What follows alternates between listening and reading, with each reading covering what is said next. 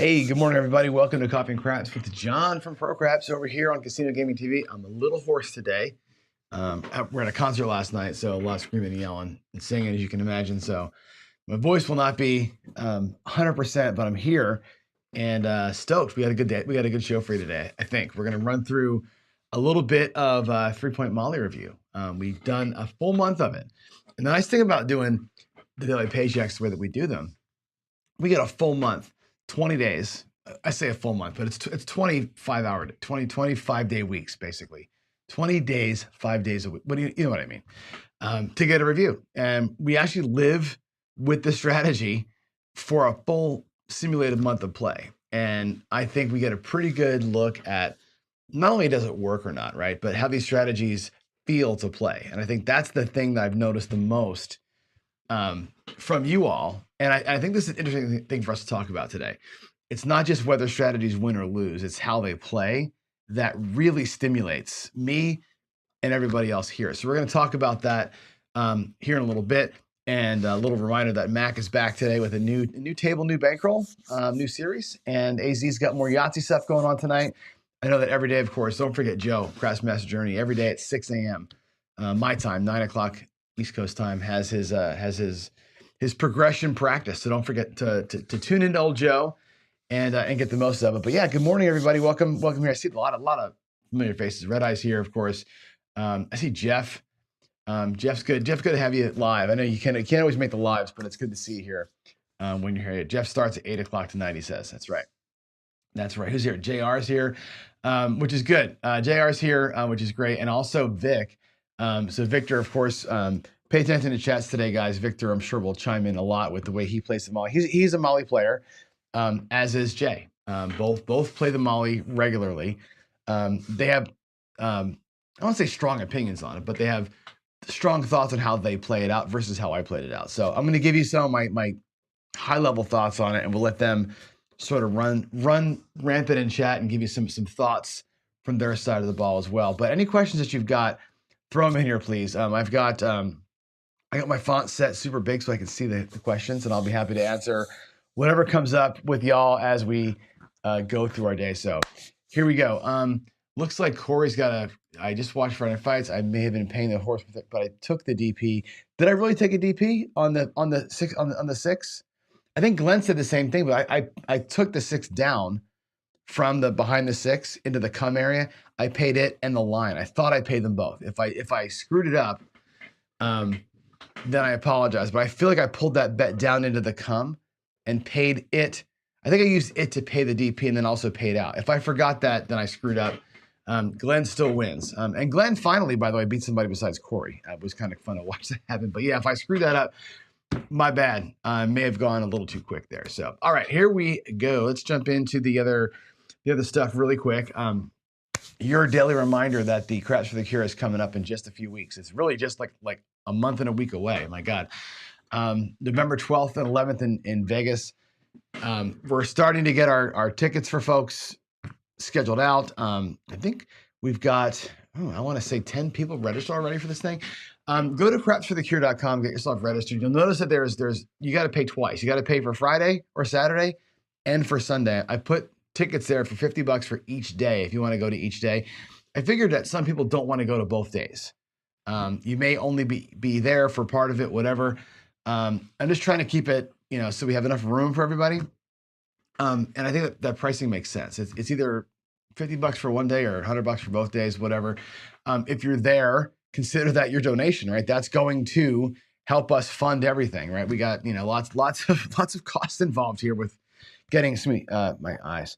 I'm getting chips and shirts made, everything else. So that's what that money's going towards, just helping us get kind of the groundwork paid for, coffee and food and all that stuff for everybody that's going to be there. So that's what that's for. So appreciate in advance if you would register ahead of time so we get a head count.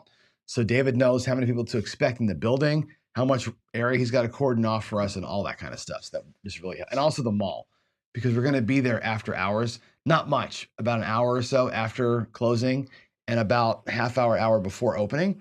So it helps us to know for mall security who's going to be there. We'll get y'all like little wrist bracelet things so that we know who's ours. And that's how it's going to work. All right. So there it is. Again, if you need rooms or whatever, let me know if you haven't already gotten them. I know some people have gotten great deals at MGM. My group, Premier Hosting, we do we do Station Properties and Caesars Properties, but not MGM. With MGM getting hacked a few weeks back, it sounds like they're really putting out some screaming deals for people to get you back in town. So if you've got an MGM hookup and you're staying there, good for you. That's great. Go take advantage of that. I think TI Treasure Island is a MGM property. It's right next to the mall. That's easy to stay at. So yeah, that's it. We'll see you out there. One day, a casino will host CFC. Boy, I hope so. I really hope so, Victor. We've tried it. The problem is twofold. One is the cameras, right? You can film a table, but you can't film the casino, right? And what we do with CFC, a lot of interview time, put the cameras on one side of a table while like four of us sit over here and sort of, we have a little give and take. We have the live craps chat. If you're doing that in a casino, you're going to catch all the periphery, all the music, all the people walking by, and that's the part that gets kind of sticky. Cameras face down on a table is not terrible for them, but to do it there, we'd have to find other places to film, and it's a lot of logistics. It is nice to have a Casino Quest because we do have, a bathroom we can use. We have the counter we can use. It's a great location. David and Alex are amazing hosts. It's good to support them all we can because they give us the space. It's a huge loss to them to not have that space in the back rented out for us. So it's a big deal. I like to support them, but yeah, I do want to do a casino. I want it in a casino one of these days. Anyway, let's see. Yes. So the tickets, Jen's got it right. The ticket itself is just entry. And it's really, again, we're buying t-shirts and mugs and chips and food and coffee and all that kind of stuff. That's the tickets are helping me cover that cost. So it's not coming directly out of pocket and out of the funds raised for the charity. That's why there's a ticket sale thing. We'll talk offline though. If you're hosting, right? You're with me as part of the hosting group. I think we can figure that out if we need to. All right, there's Craps for the Cure. Now let's move ahead and talk Molly. First things first, let's do a quick recap of where we stand on the daily paycheck. I'm going to show you a bunch of stuff here. The daily paycheck itself is going okay. Here's where the Molly did. It was and I'm going to break it up into two segments here. Regular play was 15 and 5. That means the $1,500 trying to earn 150. The 10% goal. It was 15 and 5 at that goal. It won $1,131, which is not bad. 10% would have been a $3,000 win, right? Think $150 a day times 20 days. We were looking for $3K. We won $1,100. So about half our goal, a lot, actually less than half of our goal, which isn't great, but it isn't terrible either, right? 15 and 5, the 5 losses, obviously the reason why we didn't get our goal. None of those losses were full bankroll losses. They were all 200, 500. I think we lost 700 one day. They were partial bankroll losses, which again, it eats out of the profit. Obviously, if you lose $1,900 5 times over 5 sessions, that's what happens here, right? We did have a couple of excess plays where we just said, okay, we won our money. Let's keep playing the Molly. And in those excess sessions, we won $725. So total, playing the Molly as a rolling strategy and not coming off of it, just playing it and keep on going, it won $1,855. So over half of the stated goal. And again, paycheck and leave is the top number. Paycheck and keep playing is the second number. So paycheck and keep playing, catching a couple of hot rolls in the end, not bad, $1,855.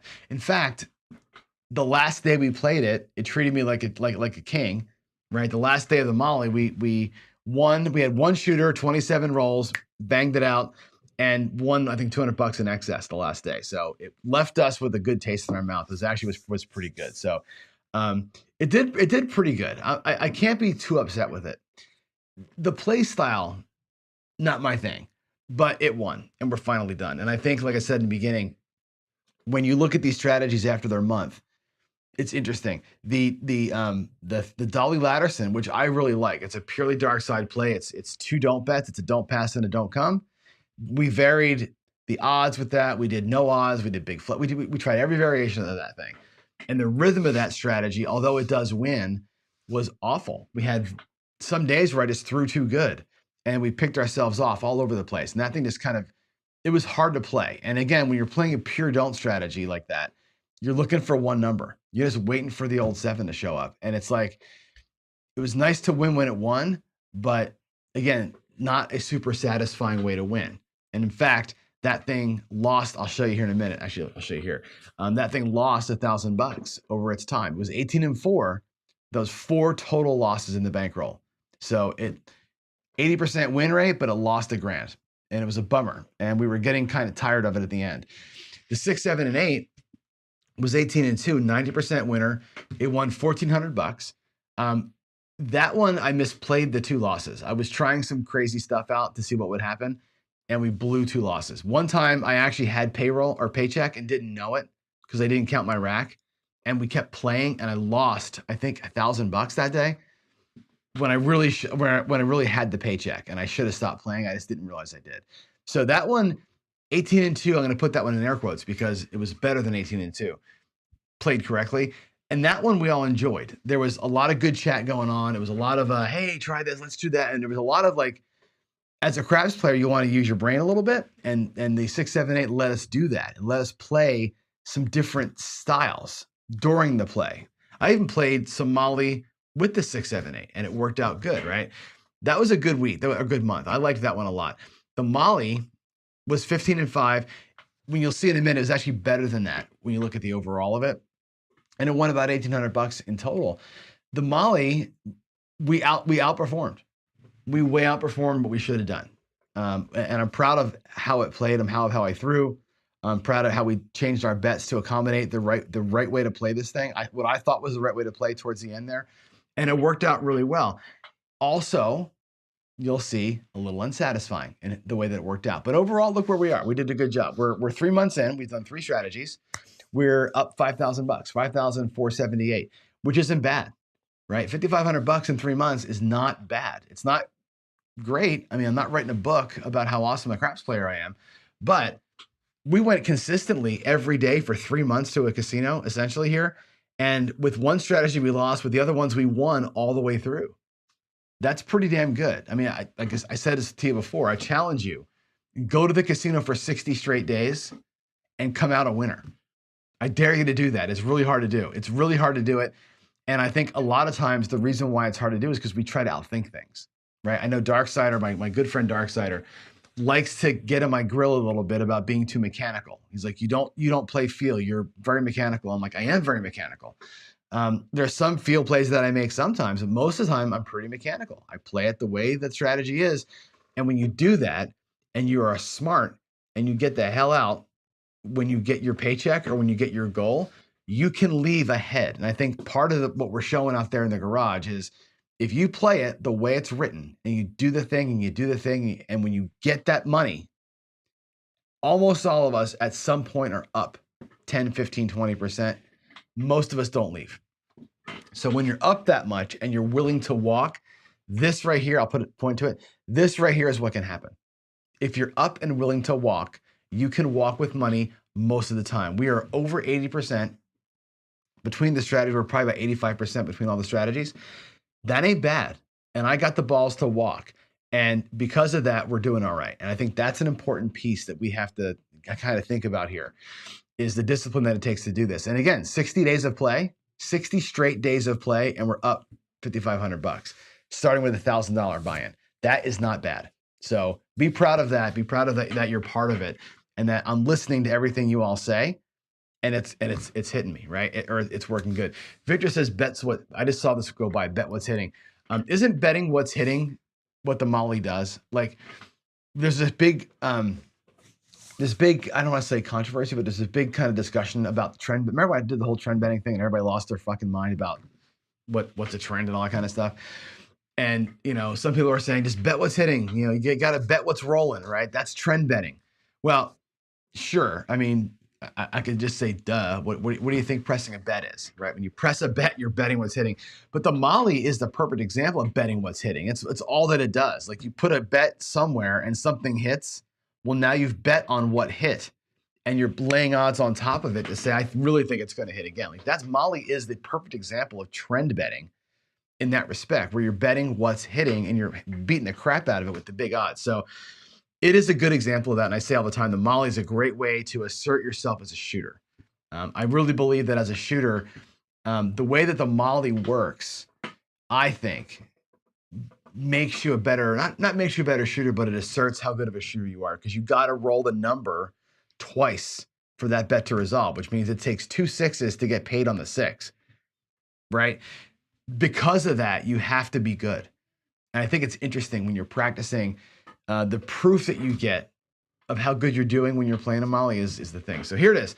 Let's look at the way the Molly works traditionally, first of all, right? Here's how this thing plays out. Mathematically, it's the best way to play. The Molly or the Dolly, its sister strategy, the 3-point Dolly, which is a don't strategy. It is the mathematical best way to play. And the main reason for it is this. You have a super advantage while you're coming out. So on the pass line, when the puck is off, or in the come, when that bet is about to travel, you've got what I call a super advantage there. You've got this 2-to-1 stroke. You're 6 ways to win on a 7, 2 ways to win on the 11, 4 ways to lose on a craps number. You're a 2-to-1 favorite for that one roll, and it pays even money. Okay. It doesn't sound like a big deal. It's a huge freaking deal. There's not a bet. Let's picture the roulette wheel. There's nothing on the roulette wheel where you've got a 2-to-1 advantage. Let's say that you're both dozens, right? You can play 2 dozens, which again, discounting the zeros, both dozens, you have a super advantage. You have a 2-to-1 advantage there, getting paid even money. You're not getting paid even money when you're playing 2 dozens. You're getting paid half money. Nowhere else are you getting even money for a 2-to-1 advantage. That's a huge reason why the house head is so low on those bets, because of that one roll advantage. And I've done the demonstrations with you in the past where I said, look, let's pretend we're come bettors. Let's wait for a number to roll, the 6, and then place the 6. And then, because the traveled come bet, even with odds, doesn't pay as good as a place bet. So your natural instinct is to say, well, the place bet is the better way. Let's wait for a 6 to roll, place the 6. Waylon does this sometimes, right? He waits for the number to roll, then he lays the point to bypass the come out piece. I'm telling you, that come out is important. When you run 1,000 rolls where you're coming, letting it travel, and then getting paid versus just letting it get placed after the roll, the come bet destroys the place better in that circumstance. The odds, again, the true odds, when you lay odds on top of that number, they pay pure. So you get paid a real 6-to-5 on your odds. The problem is that the flat bet chews up some of that advantage on the odds. You got to get more odds out there to make that really a difference maker for you. But it's good in the fact that you can say, here's a bet, here's a bunch extra money on it, and pay me pure on that money. It's great. The problem though, the other problem is that it's not great for comps. Right, you're only getting comped on the flat bet. The odds are not factored in at all to your comp play. Only the flats are. But that said, it's still it's a fine way to get a bet out there. And again, betting what's coming.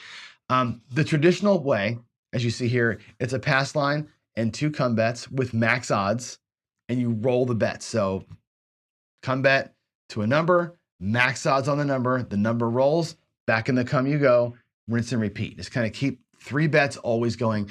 I played it that way the entire month. I played our month of the Molly always with 3 come bets rolling consistently. I never stopped rolling come bets through there. That's where the power of the strategy comes from. When you're hitting a crazy monster roll, and I run the Molly for you against a couple of crazy monster rolls, and it did as good or better than anybody who was pressing bets. It really did. It performed as well or better than everybody who was just placing bets and pressing them on a monster. Okay.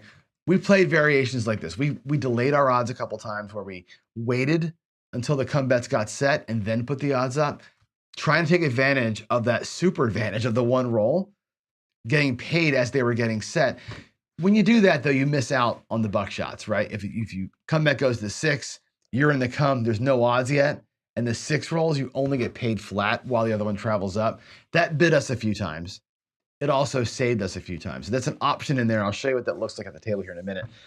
We did it with progressive odds based on the number. I did it with 2x flat odds. That's how we ended the series. We also progressed the pass line, and the pass line progression, I think, worked really, really well for us. You can do it with the come bets as well. And I'll show you again how that looked and how that felt as we played it out. So there's the base way to play. Our play resulted here. Overall, we were 18-5. If you take the base $1,500 trying to win 10% plus the days we kept playing it after we made our goal, we won almost $2,000 over the course of a month, basically 23 sessions, right? So what, almost well, $75 a session, roughly. Not great, not terrible. Again, go to the casino 20 straight days and walk out a winner. It's really hard to do. You will hit your home runs sometimes, right? And win a couple, like Alfredo, it is just won like $2,000, right?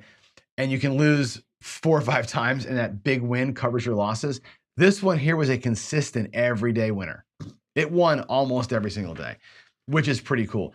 We did find this out. It is very subpar on what you would call a normal roll. An average roll, the average person, 8.5 or so rolls, right? On the rolls that we had a come out winner or come out whatever, set a point, couple of numbers, and you 7 out, not only did we make nothing, we got killed, okay? A regular craps player, quotes, place betting number. Let's just say you did like an inside play, like a 44 or 66 on the inside, and you catch a couple of numbers, point gets set, they roll 2 numbers. Let's say you same bet like you probably should the first time, bring some money back to your rack, and then they 7 out, and it sucks. You lose part of your money. With this one, you set a pass line, and you put max odds. You go to come bet, you get max odds. Come bet, you get max odds, and they 7 out, and you lose $225. Brutal. Like, that's where this thing was getting destroyed.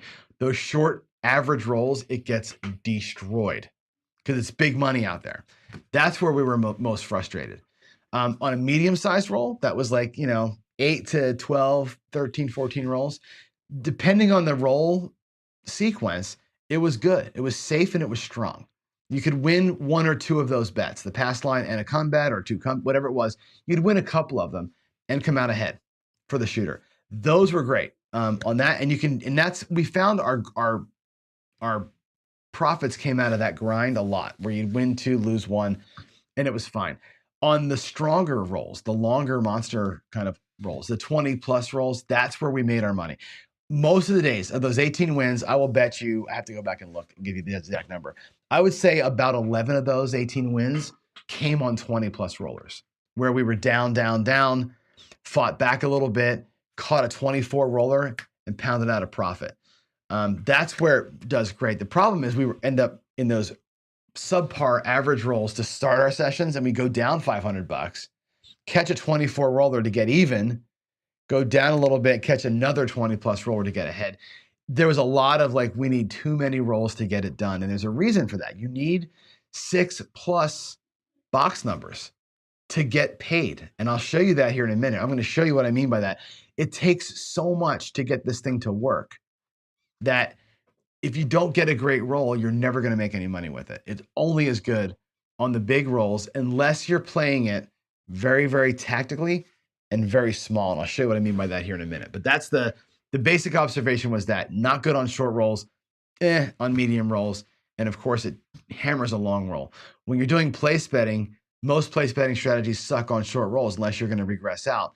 Most place betting strategies profit on a medium roll. This one oftentimes broke even on medium rolls. Again, just depending on what our second numbers happen to be. So it was a tough one to play.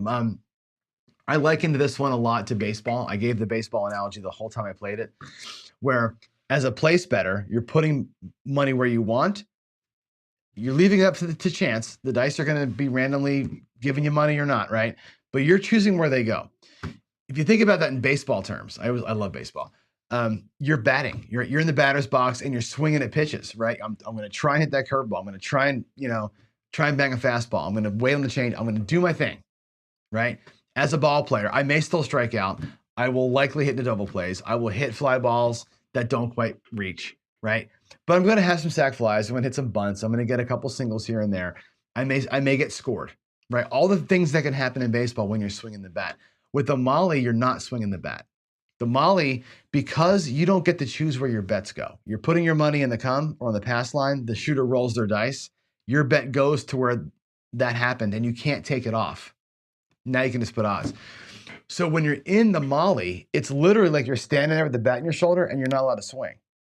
And the pitcher will decide. The dice will decide. Either you're to strike out, or you're going to walk, or I'm going to hit you. That's all that can happen. You can get hit, walked, or struck out. That's it. And the Molly, you're an observer of the game. You're just putting your money out there and you're observing where your bets are going to go. And that's why I found it super unsatisfying. Like, we won money and it did a good job, but it wasn't like, I didn't enjoy it. Most of you didn't enjoy watching me play it, probably because I bitched a lot, but you didn't enjoy watching me play. And it's not an enjoyable strategy. That's to me the biggest negative of the whole thing. It won, it did a great job, it did its thing, and people will say, well, dumbass, you won money, don't bitch. I'm like, yeah, I get that. But it also was like, God, here we go again. You know, it just felt, like I said, unsatisfying to win. And that was my my experience with it. So here's an example. Here's a sample roll set that happened with us. And let's take a look at this set. This is actually one of our days. I'm going to go ahead and try and, if I can I write on the screen here? No, I'll use this. I'll use my mouse. If I write here. So let's take a look at the set of rolls, right? Here's a loss, right? You come out of the gate with a little loss on that 3. That sucks. Come out loser. Then you set the point of 6. Okay. The point of 6 does end up resolving right here. I don't know what this is. This is a mistyping here. Sorry. The 6 does resolve and you get paid way down there. Then we set a 5. A comeback goes to the 5. Comeback goes to a 10. We ignore this roll. We ignore this roll. We 7 out. Okay. When you 7 out right there, what happens? Okay. This is the case where 3 flat bets and double odds. So each of these bets, the pass line, the come, and the come, all 3 of those bets are $25 flat and $50 an odd. $75 on 3 bets. It's minus 225. So here's a good roll, right? We set a point, we get a number, we get a number, we get another number of the 4. So 3 box hits.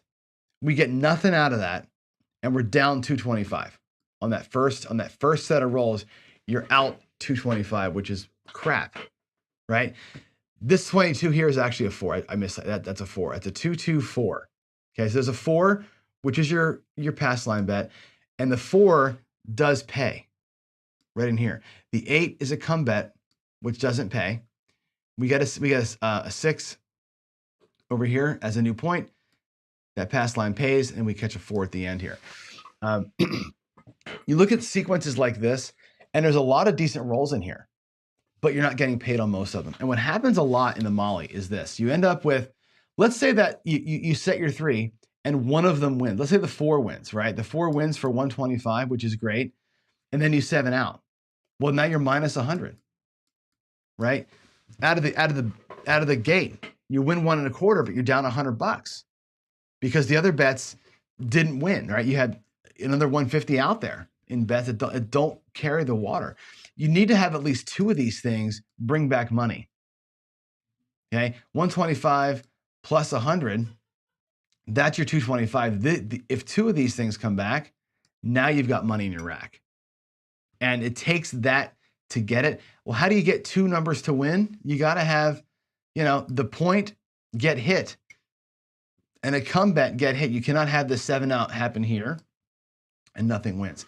You need to get at least 4, probably 6 box hits to roll in order to get paid on come bets and pass line bets. They got to get set.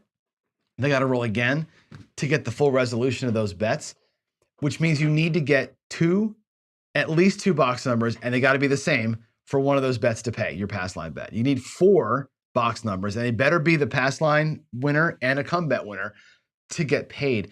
A lot has to go right.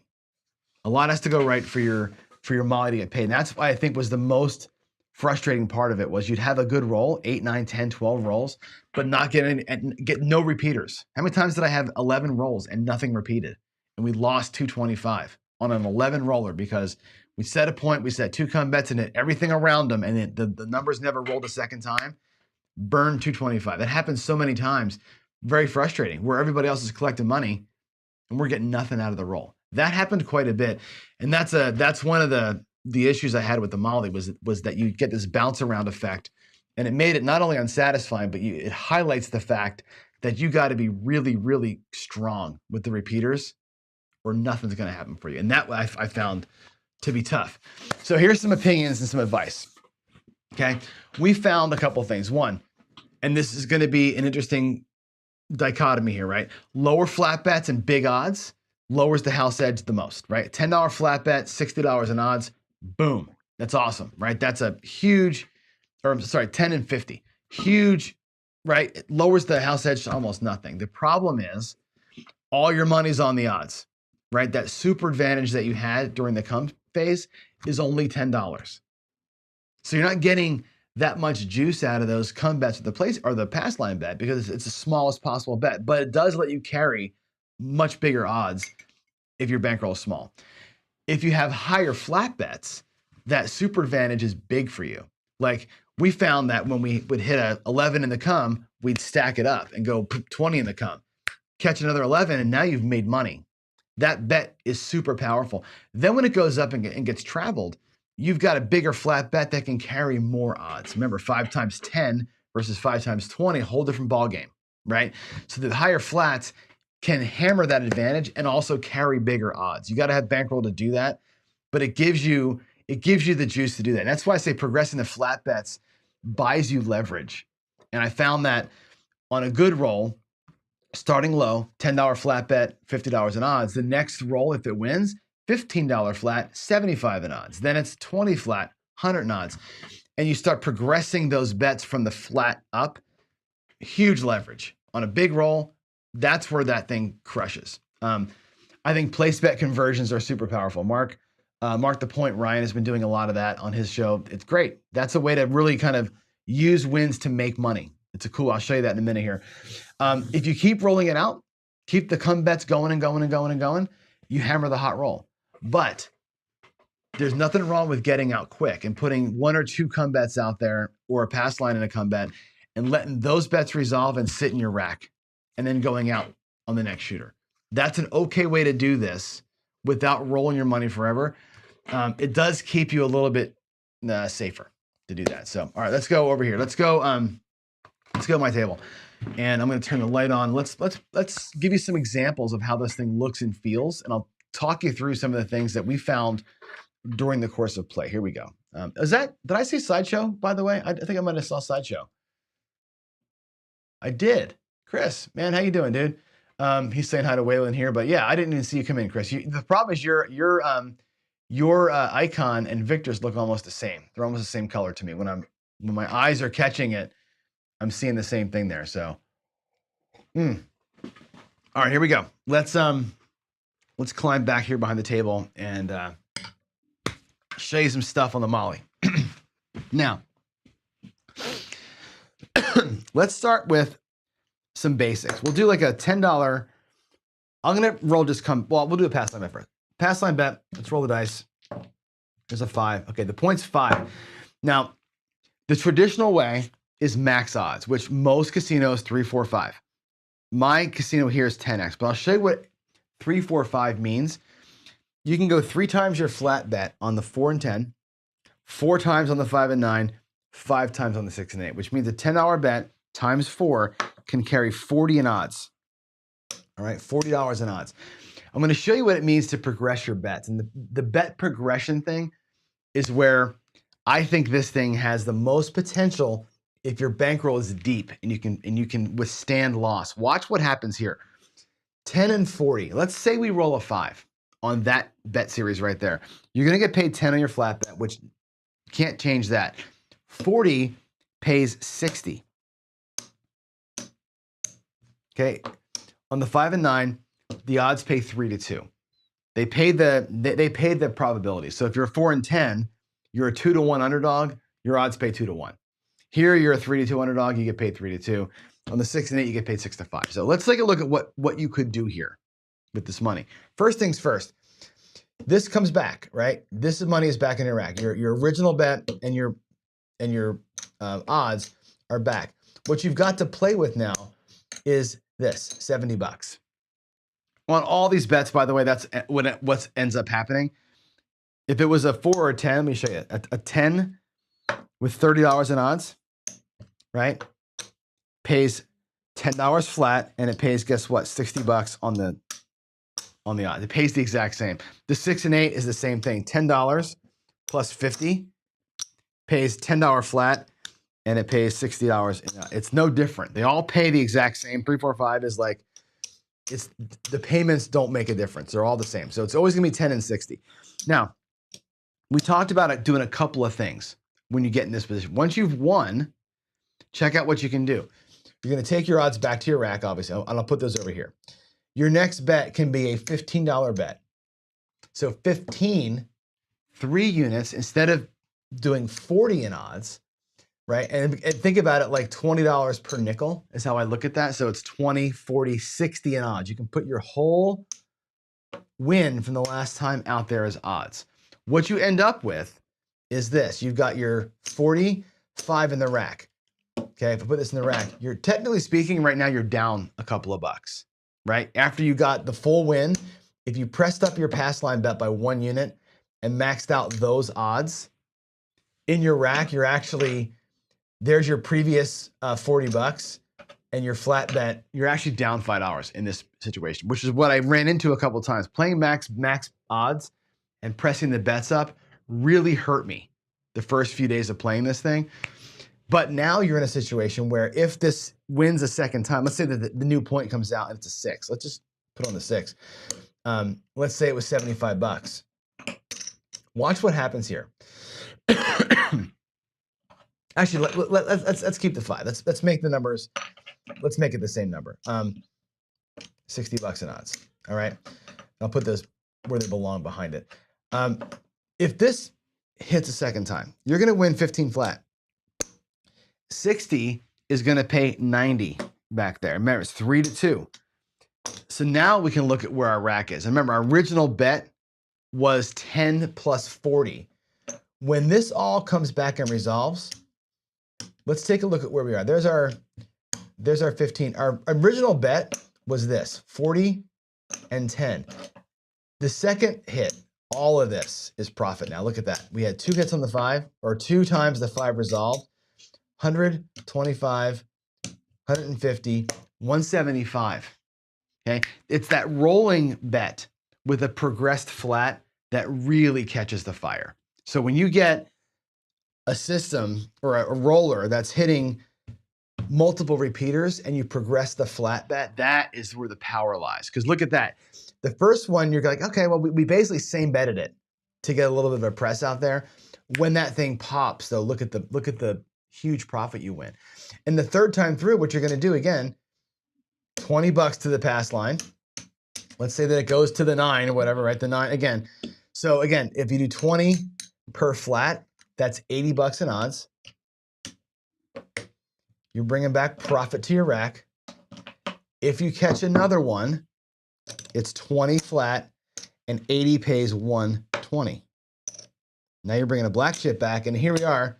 The 5, the 5, the 9, 3 hits, right? It's 6 box numbers, but it's three total payouts. And look at where you are. Let's bring it all back. Here's your initial 10 and 40 that we started the whole process with. There's 75. There's 100. There's 200. $320. If you happen to catch repeaters, 3 or 4, it's powerful. I think if you progress the flats, that's a huge way to win in this game. I think that progressing the flats is the way to hammer the molly. If you're just going to same bet it all the time, you're not going to make as much money. I think progressing those flats to get more of like a bigger wagon to carry those odds, that's the secret to making it down there. Now, other things we noticed with this thing were, again, taking the pass line and let's say we roll a come out winner. I'm going to fake it. A come out winner. We get a 7, right? Easy $10. Press that thing right up, right? And immediately now you've got the vehicle to carry 4 times odds on $20 versus $10. This gives you a lot of leverage. It's a way to buy leverage. I think that's a good way to do it. A lot of folks were doing this. I love transition strategies, by the way. So if you do, let's play this out real quick. Let's do a little 44 inside. Very simple. $44 inside bet. Let's get, let's take let's catch a point. Come on.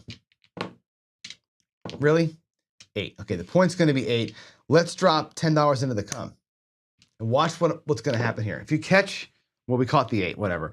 That goes up into the 8. The come travels up. The 8 gets paid $14. Like so. If you were to do it 15 for 1, okay?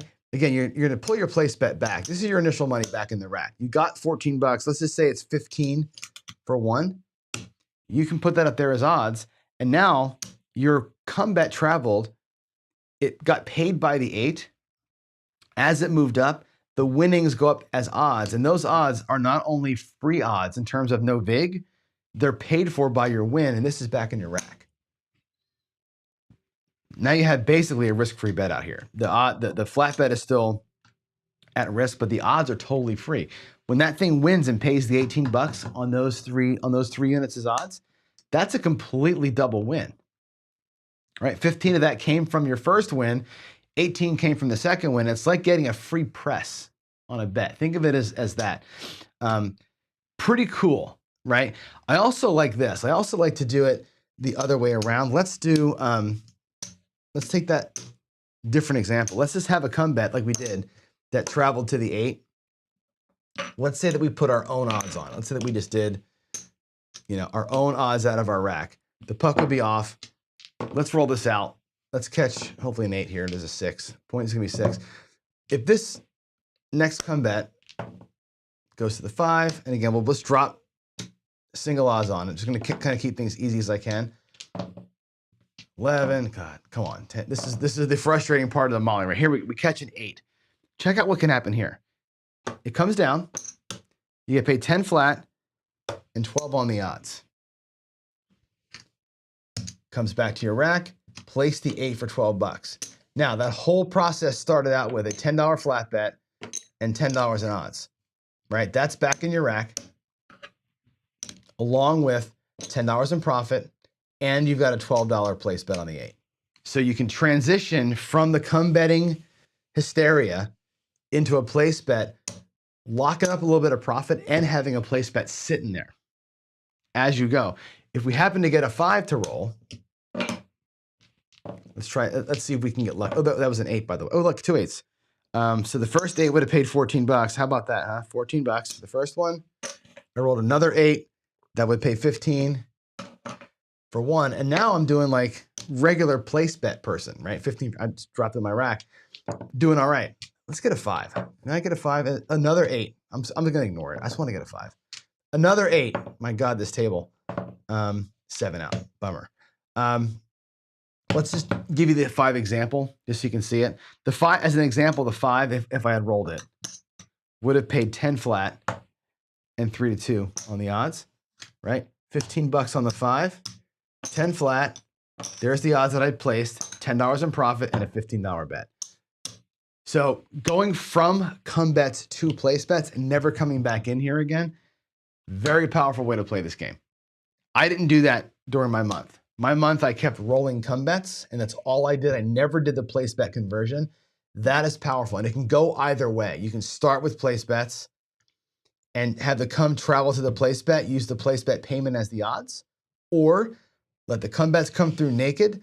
When and if they hit, turn them into place bets, and then you have control of your bet. At that point, you're in control. How much do you want to press? Do you want to pull it down? Do you want to turn it on for the come out or not on for the come out? You have all the options you want if you turn them into place bets after they've hit as come bets, which is kind of a cool way to play. Again, your call on that, right? You have options here. Come betting can be more satisfying to play if you explore other options like this with it. But again, the low house edge only comes because of this bet here. When you're in the come, that advantage you've got right there is what makes the bet as a whole low house edge. Remember, this right here, this bet all by itself, from the come to the 8, just sitting there without odds, is still a lower house edge bet than the 6 or 8 placed. It's better bet, even without the odds, than these two were to start with because of this. Don't forget that. Now, again, the house edge only matters if the bet pays. When you get paid 1-to-1 on that, you go, God, that sucked. But you did have this major advantage in here. So remember, house edge is not the be-all and end-all. It's an important measurement, but it's not the only thing that matters. We're going to talk about house edge in depth this week. I've got a lecture for you on house edge and how it not the algebra behind it, but how it kind of works for you and against you. And we're also going to roll that into talking about what your ADT is, or your average daily theoretical, to help you earn more comps through your play. So that, my friends, is the Molly. Again, it's frustrating. It's very frustrating. I can't tell where that bet's going to go. I'm not choosing where it is, right? The dice will decide 100%. Okay, now it's on. Now I got to bet on the 10. Would you walk up to a table and just bet the 10? Probably not, right? You got to drop a bunch of odds on it to make that bet more meaningful. Now you've got $40 on the 10, which is a bet you wouldn't probably have made on your own. And you're stuck with this plus a huge set. Now, if it hits, fantastic. It's a home run. It can be a home run if it hits. But the likelihood is that it won't. You're going to get stuck burning this bet down here. All right. That's all I got to say about it. Come bets are, and the line is fine. It's just, like I said, it's not for everybody. If you care about the house edge only, it's the way to play. I will say this. On an amazingly long roll, 50 roller, there's almost no better way to play it. I mean, it really, unless you're going to press the table max because you can, most people don't do that out of the gate. I know some of us do, but most of us don't just come out here and go and hammer it. That's a great way to capture a killer roll and not have a ton of risk out there. You're only going to ever have 3 bets out there with your odds. You're limited by your bank. That's a killer way to do it. And you saw when I simulated just 3 hits, how much money that thing brought back in and how much you're playing with the profits. It's got some juice to it to play it that way. So I don't want to completely poo-poo it. It's just not my cup of tea. I'll play it sometimes. I can see doing some rolling come bets with the horseman, right? But I can't see doing that as a walk-up play. That's just my let's try to lay it out. That's just my personal feelings on it, is that it's not my style. But I can certainly see where it comes from and where people love playing this, because it does take some of the thinking out of it. You can be mechanical and do this thing and make money at it. For a brand new player, right? It's not the worst thing in the world. A come bet with single odds is not a ton of risk, and it's a way to watch the game and see how the bets resolve and what's going on. It's a way to learn. It's a way to play mechanically. And as you saw from my stats, we won playing this game with this very mechanically. Jen says the $10 advantage being trapped. Right. I agree with you there, right? And again, not everybody has a bigger bankroll, right? Pardon me. But if the come bets win and you then build that $10 flat to a 15, to a 20, to a quarter, now you've got the vehicle to carry the weight of those big odds. It does make a difference in the long run. Like I said, and I can do it again. I can run the comparison where you have $10 flat, $10 odds versus a 4-unit place bet that has to wait. You take the place bet and wait for the number to roll and then put the place bet up there. That come bet wins every time, even though it pays less. The come bet plus single odds pays less than a place bet of the same amount.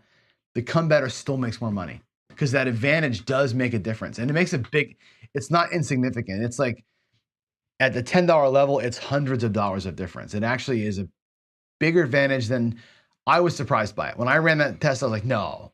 I ran it again and again. Like, my God, it actually is that big of a difference. That one roll advantage, it's enormous. It really is. It's surprisingly big. Maybe one day this week I'll run that again so you can see it, because it's kind of an eye opener. It really is.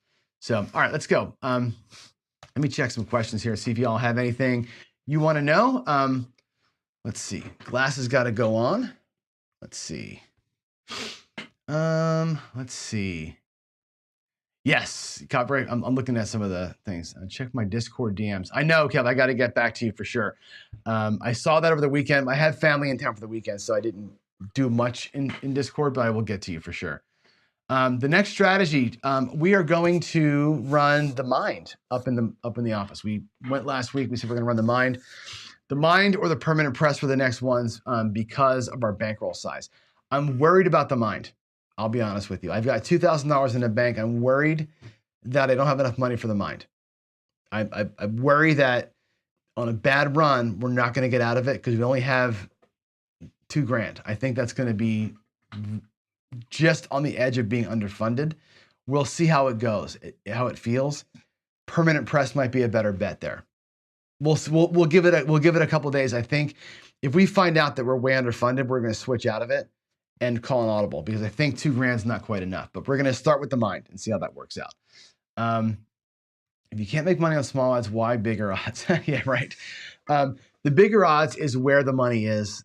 The way this strategy is played out, bigger odds where it is. But again, we were underfunded. We only had $1,500, so you can't really do even $10 and max odds and survive. What we found was for us doing $25 flats and 2x odds. That's how I played the Molly. With that size bankroll, that worked out the best for us. We weren't getting as much juice on the odds, Jen, as 10 plus max, but the bigger flat bets covered us. And the bigger flat bet progression is what made it work for me, not so much the bigger odds.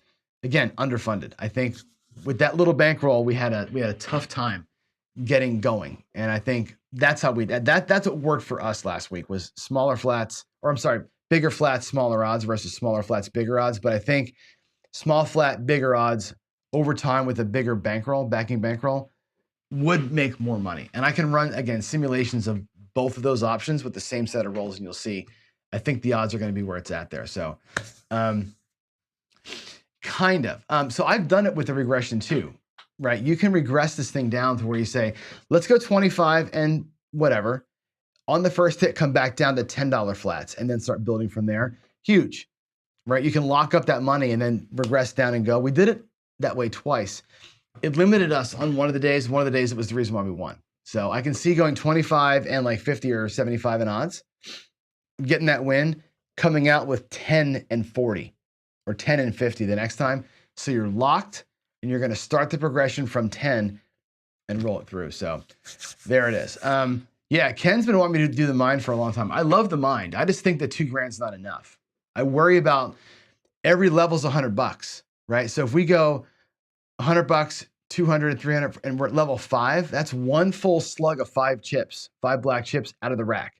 If we catch a 7 there, we're 1/4 of our bankroll is going to be gone in one roll. So unless we're hitting it quick, we're going to have a tough time, I think, getting our money back. So the mind, I may have to do it with 25 or $20 presses instead of $100 presses. We may have to mind it with a different level, and that will be some things that we test out this week. So anyway, here we go. Oh yeah, regress bet to base. Yes, 100%. When I do the mind, yes, let me show you. I'll show you right now because I got to go fix my screens anyway. Let me give you what I'm going to do because I think it's important to see how I'm going to play this thing out today. Here's the way I'm going to play it. We're probably going to do the outside mind. So it's even, right? These are green chips on the outside. If we let's do a quick run, right? There's a 10, we get paid $50. Wonderful. There's a 7 out. Well, that's a terrible example. Let's do another 7. I want to get some non-wins. There's a 9, 7. Come on. All right, we'll simulate a freaking 8. There's an 8. The 8 rolls, we're not on the 8.